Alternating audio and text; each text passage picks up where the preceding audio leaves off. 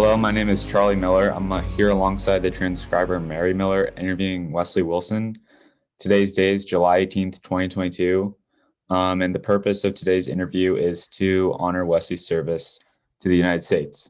So I'd first like to start off by asking you some biographical information, like your date and place of birth. Yeah, sure. I'm originally from Lexington, South Carolina. All right. And what's your date of birth? August 14th, 1994. All right. And can you tell us a little bit about like your parents, their occupations, and if they served in the military, where they served? Yeah, sure.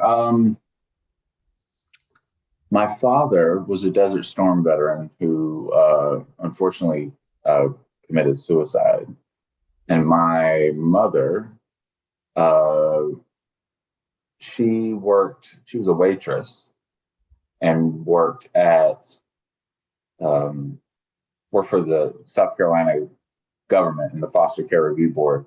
And she passed in 2010 while I was in high school in a head-on collision car accident. And then I went to foster care. So, but military service runs through my family.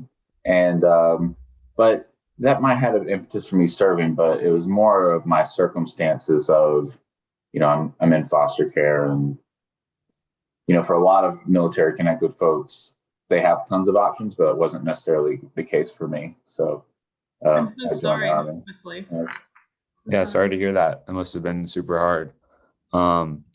Yeah, can you talk a little bit about, like, I guess, how you initially joined the military and what that decision was like for you? Yeah. So I don't want to get too personal, but I'm just telling you what happened. So right after my mom passed, I was kind of spiraling as any 16-year-old would. And, so I was going to foster care hearings and things like that. And no one in my family had ever graduated college. And, I remember I had lunch one day with a lifelong friend of my mother, and she told me, she was like, well, what are you going to do? And at that point, I'd been out of school for about a month and a half. And I was like, I have no idea. And she said, your mother always believed that you'd be the first one to graduate college. And I don't know, it just kind of ignited something in me. And so I joined almost at 17. I needed to get a waiver to join. As soon as I joined the Army, and it was probably one of the best, it was easily the best decision of my life, because it allowed me to kind of get out of my own head. And because the Army didn't care about my tough upbringing or the orphanage or any of that stuff. The Army only cared of, like, here's the standard and you must meet the standard. So I was really able to kind of get out of the rut that I was in, and ultimately, eventually go to college. Yeah, so you said you joined at 17. Were you enrolling in the Army and then you left for college, or how did that work? Yeah, no, I was an enlisted guy. I just enlisted. I was just a grunt. So I was enlisted as a military police officer. I went to training, and then I was overseas in Korea. And the whole time I was I was going to college. I was going to school online, pursuing my education. And then I got out. When I got out, I went to, I got my ticket to go to my GI Bill, earn my GI Bill. And I did really well in the classes that I was in, and I landed at Fordham University. So college came later, but for 5 years, I was just a soldier. Mm-hmm. Do you want to tell us a little bit about, like, your training and, how that was for you? Yeah, I think for a lot of folks, people look at basic training and their advanced training as something that is just something you have to do.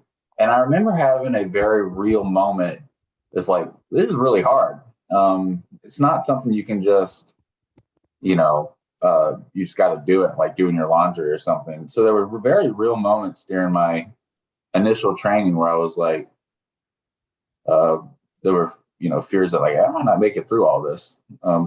Even if you're just a regular enlisted guy, not even doing anything, special forces related. The training was pretty tough. You wake up every morning at 4:30 or 5, and you're doing stuff all day. And so I remember having very real moments, especially during like rifle qualifications and things like that. And where I was like, I don't know, I'm going to have to really focus and dig deep. I want to make it through this. So that's probably one of my deepest reflections. And the lack of sleep. The lack of sleep is really what killed me. Yeah. I guess in your training, can you talk a little about like where you trained and I guess what different requirements you had to do in your training? Yeah, I was in Fort Leonard Wood, Missouri, doing my military police training, and I was there the whole time. So it was 6 months. Most folks, you go to basic training and then you go to advanced training for your job. For us, for infantry and for NPs and a couple other MOSs, I can't remember, but basically you'd have the same drill instructors, or drill sergeants. So it would go, you do your 10 weeks of basic training, and then the next day, I remember my drill sergeants just coming out and be like, hey, congratulations, you graduated. Don't nothing change. So you're just it's gonna continue to be the same like tempo. But yeah, I mean, you had the basic. When I was going through, I believe we were towards the last group that were being trained as combat MPs. So we were doing a lot more like convoy operations and more tactical training as opposed to doing more professional law enforcement type stuff. So, you would go through your 10 weeks and then the other 10 weeks was just a lot of tactical training. We did a little bit of law enforcement stuff, but a lot of active shooter training. Yeah, one thing I've learned while doing these interviews is a lot of people, I guess, make friendships and bonds in training that they'll continue throughout their military career and even after. Did you find that similar to your training? Oh, yeah. Friends? Oh, yeah. Yeah, there's people, and I have a picture here somewhere, but there's folks that I went through basic with that I have stayed in contact for forever. I think it's true with everybody, but and there were also, the other thing too is what I really appreciated, and I think what the Army does, or at least my class did really intentionally, was you have a battle buddy who is like, they're going to be your partner, and they need to know everything about you, and you need to know everything about them, and they try and pair you with someone who is completely different than you. So if you were from the deep South, you might be, if you might be paired with somebody from New York City or somebody from California. It's just someone completely different. And they would go around, they'd ask you questions and be like, they'd ask your battle buddy questions about you. And if they couldn't answer you, you'd both be punished or something like that. Right. So, through that, you get really close with your comrades. Yeah, that's great. Do you want to, I guess, transitioning now to post training and your actual service? Can you talk about where you were, I guess, first stationed and kind of the moments after your training, if you went back home or you just went straight into serving? Yeah, no, I was active duty, so I went straight in. So I'll just give you a high level of what I did. Once I graduated, they put me in. I got orders to Korea. So I showed up to Yongsan, Korea, which is just a processing unit. And then I landed at Camp Humphreys. I spent a couple of months just in a regular like line platoon, as they call it, which is like your tactical platoon that, they have regular cycles, field cycles, and things like that. Then I ended up moving to the military police station where I did a lot of law enforcement. Then in 2000, when was this? 2013, I got orders to West Point, which is like really odd to me. I didn't even know you could get stationed there. But there's a military police company there, and my time there was split. I did a little bit of time at Fort Drum for some training, but half my time there was I was on the military police honor guard, color guard there. So it was my job to kind of coordinate military honors funerals.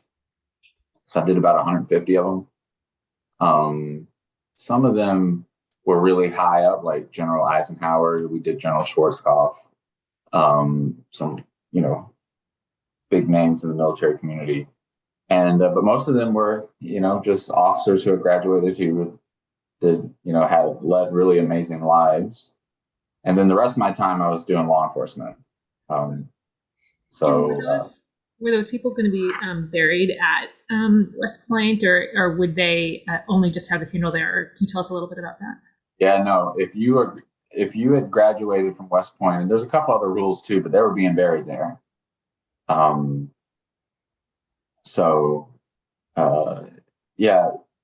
Here in Arlington is the largest military cemetery.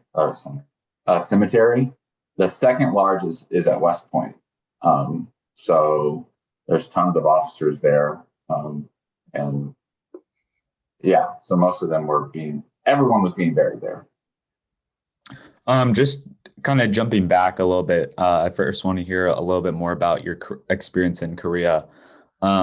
What was it kind of like coming from America to Korea? Was it like a huge cultural difference, or did you kind of fit right in there? Yeah, no, definitely not the latter. And keep in mind, like I was born and raised in the Deep South, in the rural Deep South, so I had a way of looking at things. And I remember distinctly, I'll just say it was a very narrow way of looking at things. And when I got to Korea, I showed up. I'd been on a plane for like 17 hours, something ridiculous. And this is one of the first times I ever even left South Carolina. And they say, all right, you need to get from the plane to a bus up to Yongsan.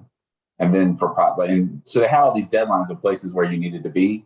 And I didn't have a phone. So I went into like some phone store place and I tried to get a phone. And the language barrier was so bad, or I struggled with it so much that they're trying to explain to me and, the stipulations of this contract. It's written entirely in Hangul. So I couldn't understand it. I didn't have any money, and I was only making like $600 a paycheck, something crazy. So I remember I just wanted to scream at this lady, I was like really pissed. I was like, please, just give me the phone. And I wanted to yell at her. I was like, why doesn't she speak English? Like, why? And then it dawned on me that you're a guest in this country. You can't, that argument doesn't hold. And so it was this real enlightening moment where I was like, this is what every immigrant has to feel like in some shape or fashion. And, I only wanted to be here to better myself. I didn't really want to be in Korea, So yeah, I mean, it was a super enlightening experience. I was able to get my phone eventually, but I just remember how awful and terrible it felt and how I wouldn't wish that on anybody. Mm-hmm. Yeah, it definitely seems like a real informative experience. Do you want to talk a little bit about kind of your duties around the camp in South Korea and kind of how your training affected, your duties around camp? Yeah, I mean, as a private, my job really was just to do whatever I was told.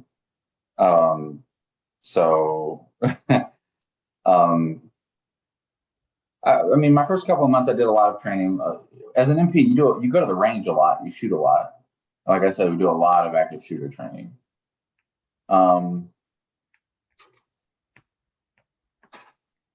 Did a lot of PT. People don't realize how much physical fitness or just a regular soldier does. And then once I got to the military police station, my job was a little bit more structured. And basically, I'd do patrol work. I'd patrol the road and do like traffic stops and things like that. But the other job, my main job was I was a administrative desk clerk for a while. And basically, it was my job that once people came into the station, I would like process them, and I would prepare a military police blotter, what they call it. And it's just like a chronological report of all of the things that happened that day. And I'd print out my report and I'd give it to the senior officer there, and he'd destroy it or throw it or whatever he would do, and then make me fix it. And yeah, that was my life for a while. Yeah. I guess being in South Korea, it's pretty, good ally of the United States, strong ally. Was there ever really a threat to, I guess, you having to go into combat, being in South Korea? Or was it, pretty routine stuff, like you said? I think in the mainstream media, I think there was like at the time there was like a perceived threat. I think tensions were really high between South and North Korea. I can't exactly remember because I was 18. I was just living paycheck to paycheck. But I remember there being really heightened tensions, at least in DC. But to the soldiers on the ground, we were just like, it's kind of like, I think a lot of soldiers eventually come to grips that they're not going to have control over things. So we didn't really pay it a whole lot of attention. It was very much like, we're going to do our job no matter what. So I don't think we were so worried about it. Yeah, that makes sense. And then, so how long were you stationed in South Korea for? It's a year-long tour, standard for most folks. All right, and I guess after that year, you said you were transferred to back to the United States. Yeah, I went to West Point after that. And do you want to talk a little bit about your duties around West Point, and did it differ much from South Korea, or was it similar stuff? Yeah, I had the honor guard duties, like I said. The law enforcement was very different because in the state, it was more of just like a jurisdiction thing. So in South Korea, there wasn't like a magistrate. So which means like here in the States, if you did something, you'd go to court. Whereas overseas, things are handled much more by like the individual units under the Uniform Code of Military Justice. So that's like you can charge folks under that. Whereas here, I would go to like traffic court, courts from the state and things like that. So I go to New York State traffic. So those like little things like that, or things differ. But I mean, I will say that the op tempo is just different. When you're overseas and you're there to, as a show of force, or the reason being there is just fundamentally different. An operational unit, the op tempo is much faster, whereas in the States, it's like, I'm not saying TRADOC or training units can't be tough, because they can, or garrison units, but generally speaking, the more operational ones are much more demanding. So there's different types of units in the Army. You have like training units, you have garrison units where it's just like normal 9 to 5, quote unquote. I say that, but that's not really a thing. Like, kind of depends. But the operational units, these are the folks that are doing it. These are your war fighters. So they tend to be rougher. And I guess, someone who isn't too familiar with all the military operations, can you explain a little bit what you mean by law enforcement? And are you like patrolling in uniform, or Yeah. what exactly are you doing? Yeah, that's a good question. So basically, on a military installation, typically law enforcement is handled by your individual states and counties and things like that. you have federal law enforcement like U.S. Marshals and things like that. But, if you call the police right now, your local county is going to come, right? Well, they can't come on a military installation. They don't have like law enforcement power there. So you have military police that we police the military. So that's kind of how it works. Like it's more of a jurisdiction thing. And so, yeah, I'd patrol in uniform. I'd have, full kit, just like anybody else, just like any law enforcement officer would. I carried, I had taser, pepper spray, had M4, sidearm. I had all that stuff. And I did a lot of the same traffic stuff, responded to a lot of the same stuff that your normal county or city police would. Can you talk a little bit about the dynamic kind of between you and the other soldiers, knowing that you're part of law enforcement, and what that was there any complexity there? Yeah, a little bit. The main complexity was, one of the things I will say is that with military law enforcement, I'd like to say that there's a big emphasis on being extremely professional, which is, I think a lot of states and cities say they're professional, but I question it. Right. But the main nuance is that you have this added thing of rank, right? Where it's like, you might pull over a colonel or somebody who has real bearing on your life, right?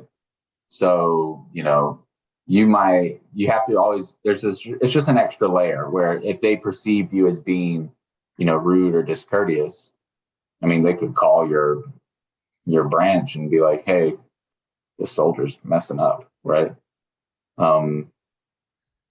So I think that's the main complexity or layer, right? It's just they have this general military authority over you. Like you might be a police officer, but they outrank you by like a lot. When you were in South Korea, patrolling in your full kit, did you feel like the civilians felt safer when you were there and happy for you to be there? Did you feel it like you were intruding a little bit? I don't know, probably a little bit of the latter. It's hard though, because the only time I interacted with folks is generally not good.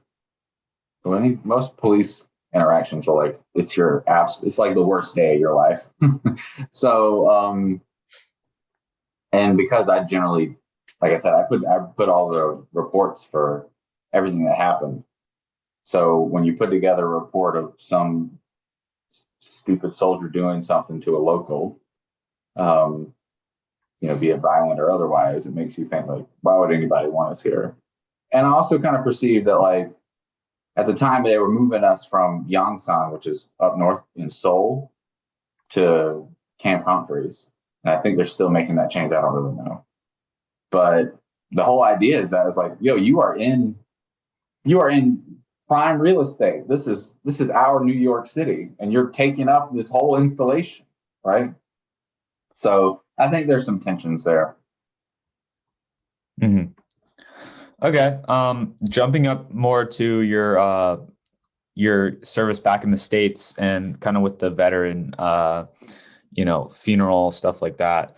How was it, dealing with some of the families? Do you feel like they were, I guess, happy and proud of their family members' legacy, or was there often a lot of, kind of guilt if someone was, downed in service? I don't know if guilt would be the right word. There's definitely folks mourning. I will say I had very tiny, I interacted with maybe two families.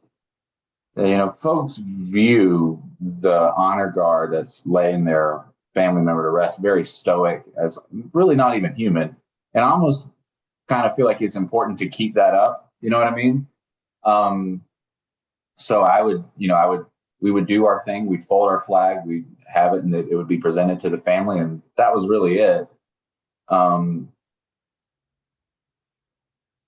I did though, oftentimes I'd have to sit and wait and listen for like me to come up and do the thing.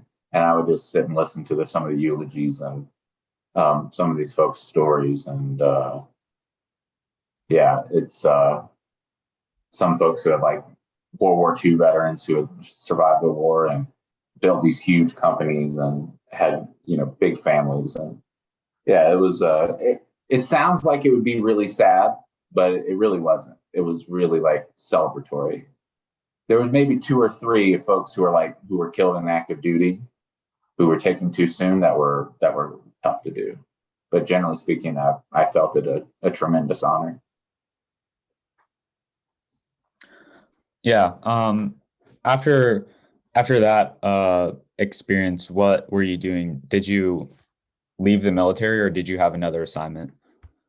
Yeah. So you mean after West Point or after my honor guard time? Yeah, after West Point. Yeah. So at that point, it was 2017.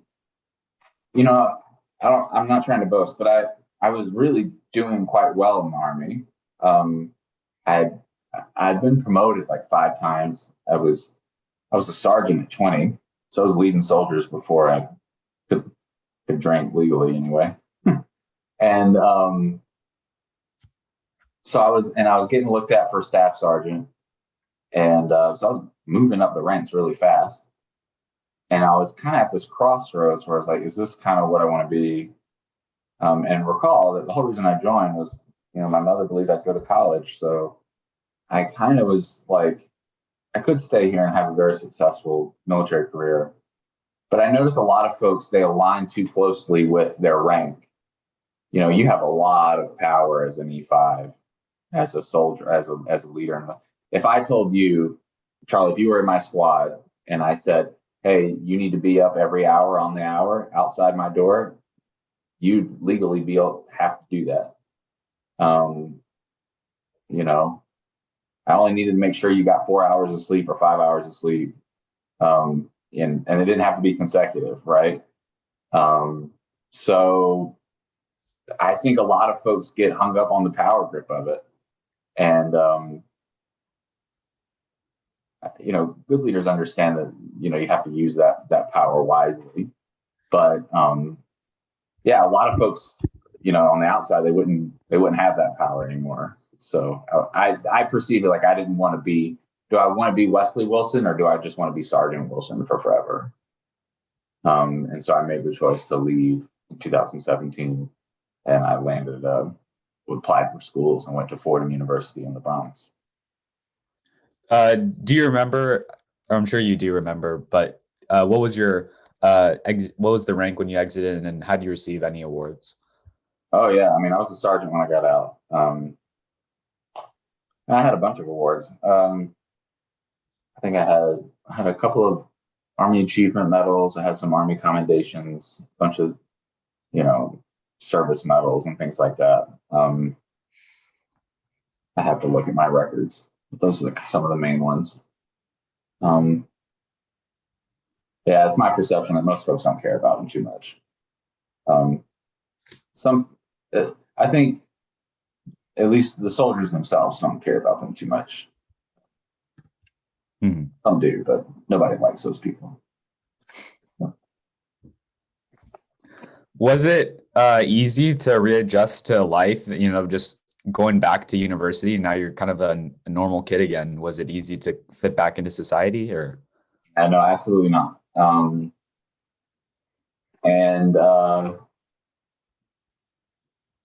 had a hard time for probably about 6 or 7 months. One, the op tempo that I was going at was so high that I went from going 110 miles an hour to nothing, and had a really hard time occupying my time.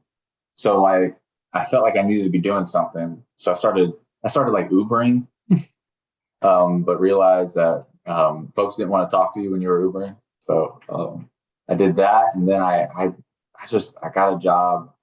I was bussing tables for a while because I couldn't, I was having trouble finding work, I think, that, and that was really tough because I just went from being the squad leader to having all this power and authority I was just talking about to bussing tables. And I was like, what the hell happened?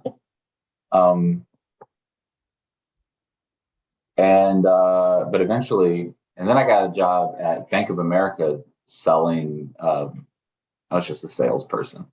I made like $17, $18 an hour or something like that. And I think there's a general thought to folks who are separating that they have to be working, have to be.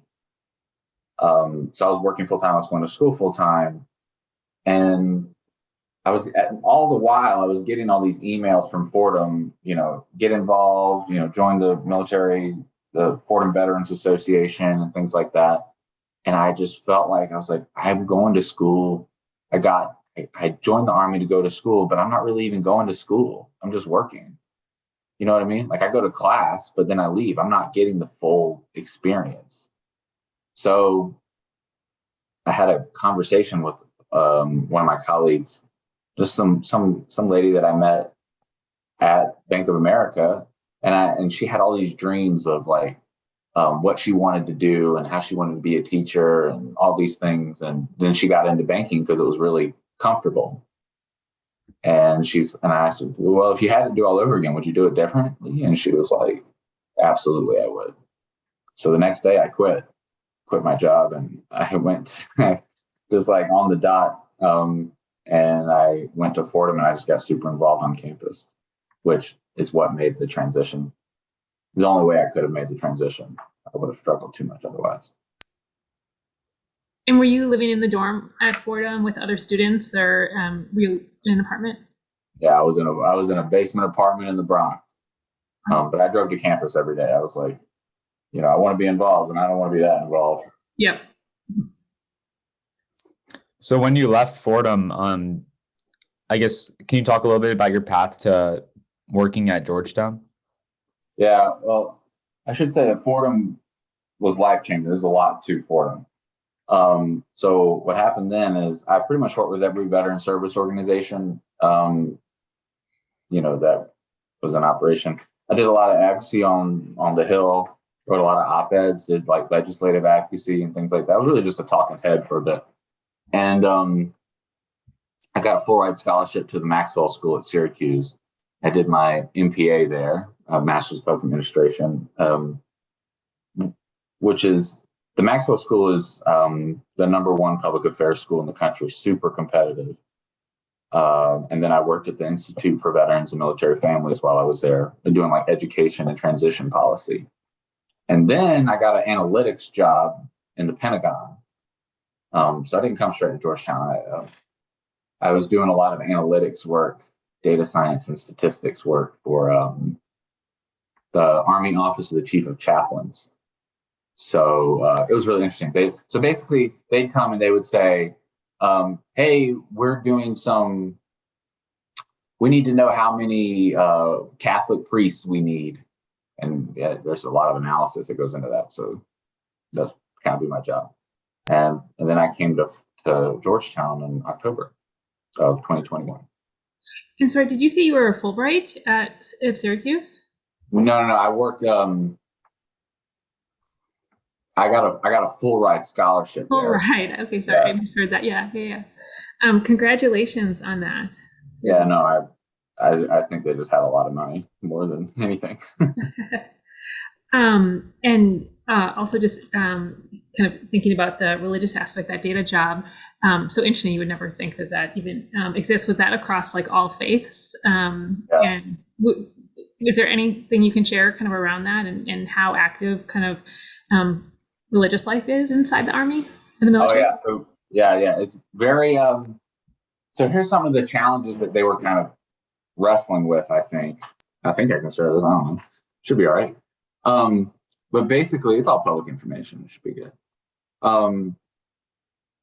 But basically, yeah, there's different, the preponderance of chaplains are Protestant, Christian Protestants. But, there are some low density faiths, like your folks of the Hindu tradition, Muslim faiths, Jewish, things like that. And I think it's a real challenge in personnel management, because if you only have, I'm just making up a number. If you only have 20 Catholic or 20 Jewish chaplains, there's tons of installations, right? So do you put them on the most populated installations that serve the most, Jewish soldiers and leave the smaller installations without anybody? So that was some of the things that we would be struggling with. But yeah, I mean, but the chaplain corps, they serve a lot more than just, caring for the soul of the Army, as they say. They do a lot of stuff. That's really interesting. It was really fascinating work. Do you want to talk a little bit about your involvement in Veterans Affairs today and kind of, what you're doing at Georgetown now? So, I mean, from a high level, I lead the university's efforts to support our 1,200 military connected students at Georgetown. From the time they are looking to leave the service to life at Georgetown and to hopefully out into industry to do great things. My role is extremely dynamic. I do, but the support of the center, Military and Veterans Resource Center, generally falls into 5 with a 6 bucket. That's kind of in the other duties as assigned, as you might read. The first thing is advising. So I meet with a lot of military connected students. I meet with about anywhere between 20 to 50 a month. Folks who are getting out, folks who are looking to come to Georgetown, and I help them through that process. Because folks are leaving from one of the most structured, rigorous lifestyles. Rigorous isn't the right word. One of the most structured lifestyles to, on the outside, you got to do everything on your own. So I do a little bit of hand holding and trying to help folks acclimate. In the service, if I wanted to go on leave, you'd have to fill out all this paperwork or go on vacation. Somebody would have to inspect my car. You know what I mean? And here, you don't have any of that. So folks have a hard time with that. The second thing is connections to resources. So there's about 45,000 veteran service organizations nationally. It's my job, quite frankly, to sift through some of the garbage that's out there and get folks help that they need. So I help them navigate that process. We do some programming, so like events and things like that. Ultimately trying to build a community here. Because recall that once I got to Fordham, it was that community that really made the difference. And that's kind of what I'm trying to recreate here. I'm responsible for leading the university's engagement with military connected alumni. I do research and assessment of our military connected population. And then here's the 6th bullet, which is advocacy. So if you had an issue with a faculty member or something, I would sometimes be called in to mediate or to advocate on your behalf.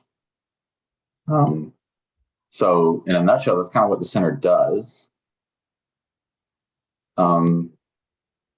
Do you have people helping you? That's a lot. You're spread pretty thin.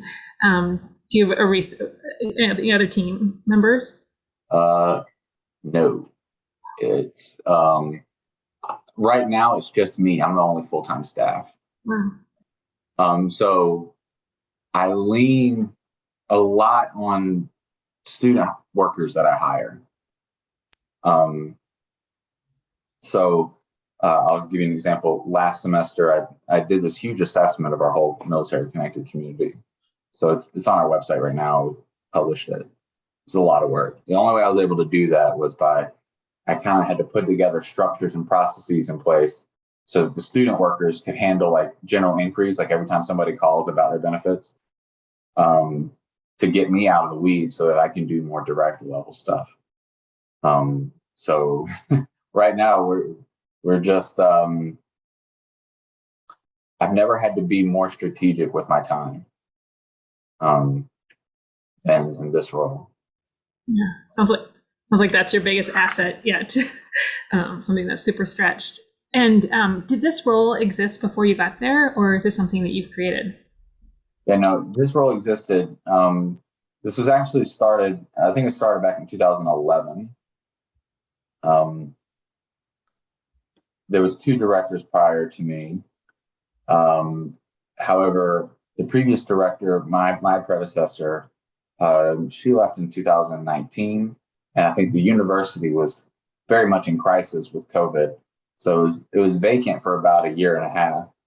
So I feel like we lost a lot of continuity over that break. So there's some stuff that's here. Obviously, I don't want to discredit any of my predecessors, but it feels like a lot of it was lost, and I feel like I've had to start a lot of things fresh. I feel like we've gone pretty much through your full story. Is there anything else you'd like to share with the National Archive? I think it's important kind of in this juncture to really communicate what makes the veteran community special. If you read the news day to day, it feels like that as a country we're just increasingly divided, right, on a plethora of issues.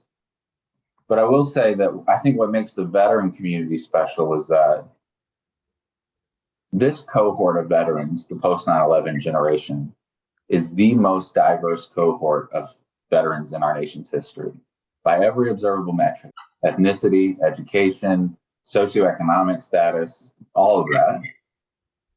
Yet, and in terms of like political ideology, we're very liberal, we're conservatives, we're everything in between. Some of us are first generation college graduates, some of us are first generation Americans. And despite all of our differences, we haven't forgot of our one overarching similarity, which is the wearing of our nation's cloth. And in a time and a nation as divided as this one, I think a lot of folks and not in military connected community can learn something from the veteran population in that way.